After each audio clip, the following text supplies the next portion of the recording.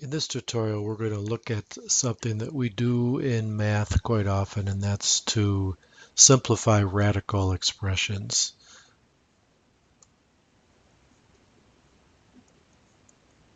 Simplify radical expressions.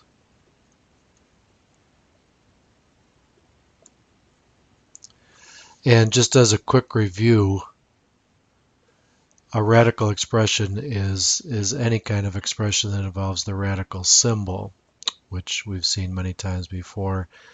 The radicand is the number which is inside or underneath the radical symbol, and the index is the number that we're taking the root of. Very often, in our examples, we're going to be taking the square root, so the index is the number 2, but we could also take the third root, the fourth root, and so on. In that case, we would have to write the index number if it's anything different than 2. So the radical symbol is that symbol, and then the radicand is the number underneath it. So radicals often come up with right triangles. And if we have a triangle here, and we'll call it a right triangle by saying that that angle is a right angle. And if we identify the lengths of these two legs as, say, 5 and 5, we'll make it isosceles. To find the hypotenuse, C, we obviously use the Pythagorean theorem. So let's go ahead and do that quickly. Starting with the Pythagorean theorem, if you take the square on one leg and you add it to the square on the other leg, that equals the square on the hypotenuse.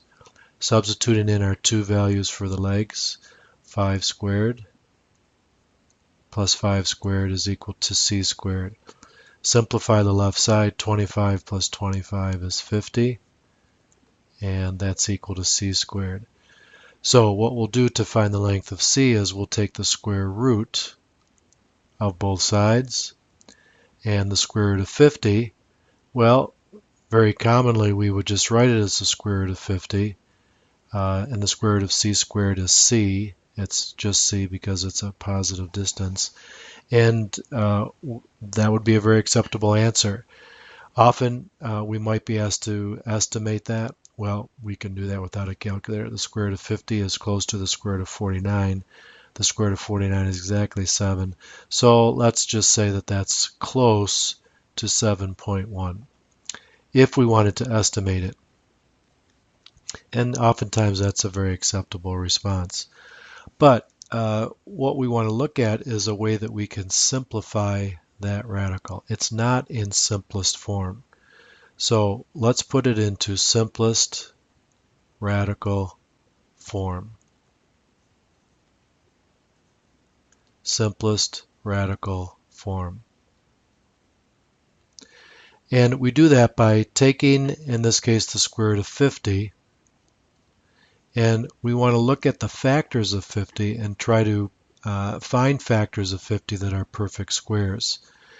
Well, we go back to our mental list of perfect squares, starting with 1 and then 4, 9, 16, 25, and all the while we're trying to think of which one of these factors might be a factor of 50. Well, 25 it is.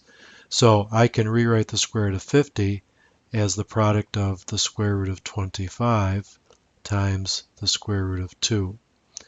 And the square root of 25, because it's a perfect square, is equal to 5. And the square root of 2, there are no perfect square factors in 2. In fact, 2 is a prime number, so that's the simplest we can get it in radical form. So the simplest radical form of the square root of 50 is 5 times the square root of 2. And just as a quick reassurance, we could estimate that if we were to find the square root of 2 approximately. It's about 1.4. If we multiplied that by 5, sure enough, we get close to 7.1. So that seems like a reasonable answer, and 5 times the square root of 2 is exactly equal to the square root of 50. So what's the purpose of doing that? Because when you look at the 5 times the square root of 2 and the square root of 50, they don't look one more simpler than the other. But oftentimes it's very helpful when you have expressions involving more than one radical and you want to simplify the expression. For example, what if you had the square root of 50 and you wanted to add that to the square root of 32? Well, your first thought, which would be wrong, is to add 50 plus 32 and get the square root of 82. We can very quickly verify that can't be true because the square root of 50 is, again, we said 7.1 approximately, and the square root of 32, well, again, we can do that but with the calculator. We can do it mentally as well. The square root of 36 is 6, so the square root of 2 is a little bit less. I actually did use the calculator and came up with a close approximation of 5.6. I don't need a calculator here. The square root of 82 is just a little bit more than 9. Let's call it 9.1 to be generous. And immediately we can see we're not even close. 7.1 plus 5.6, no way that's equal to 9.1. So that's not something that we're going to do. When we add with radicals, we don't simply add the radicands together. So what we do want to do is try to put them, the two terms, into simplest radical form. Well, 50 we've calculated as 5 times the square root of 2. And 32, well, to simplify it, we want to look at the number 32 and see if there are any perfect square factors. Here's my nice mental list over here, and I can see that 16 is a factor of 32. So I can write 32 as the square root of 16 times the square root of 2. Simplifying that, 5 times the square root of 2 plus square root of 16 is 4 times the square root of 2. And much like when I have like terms with variables, I have like radicals. 5 times the square root of 2 plus 4 times the square root of 2 is equal to 9 square roots of 2, or 9 times the square root of 2. And so that's how you would add the two radicals.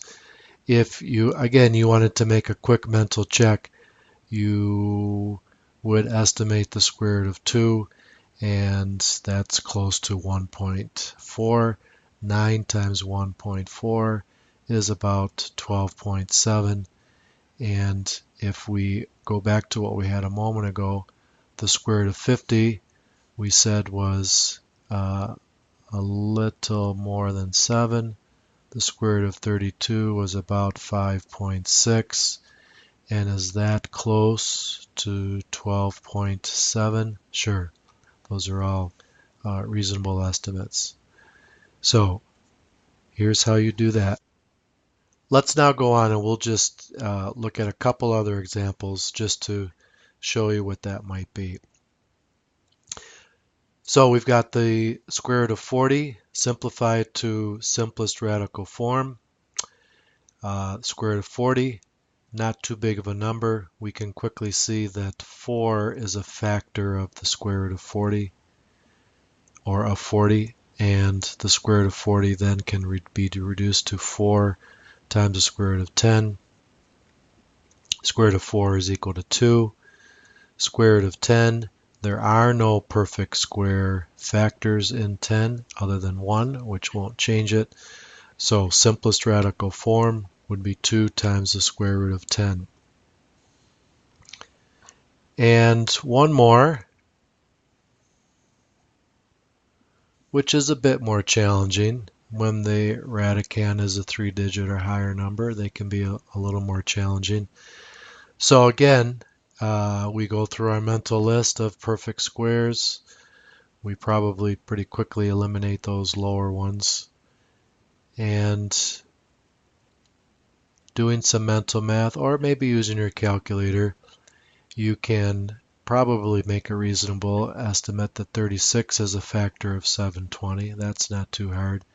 So I'm going to rewrite the square root of 720 as the square root of 36 times, and the other factor would be 20. So the square root of 36 times the square root of 20. Square root of 36 reduces to 6. Now when I look at 20, I can pretty easily see that there's a factor of 4, which is a perfect square in there. So I can rewrite the square root of 20 as the square root of 4 times the square root of 5. And I've got you now. The square root of 4 simplifies to 2. And simplifying this product, 12 times the square root of 5. So simplest radical form, 12 times the square root of 5 is equal to the square root of 720.